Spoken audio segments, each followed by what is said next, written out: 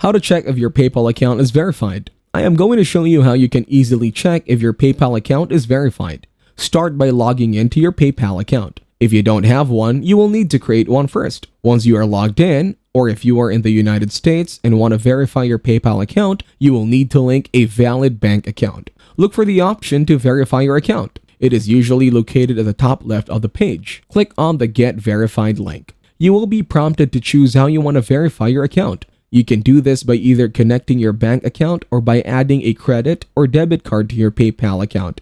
If you choose to verify using your bank account, PayPal will ask you to enter the necessary details, like your bank's routing number and your account number. If you choose to verify using a card, you will need to enter the card details. Once you have completed these steps and PayPal has confirmed the connection with your bank account or card, your account will be considered verified. If you need help determining whether your account is already verified, you can check your account status. It is usually displayed below your name on your PayPal account homepage. Thanks for watching, leave a like and subscribe.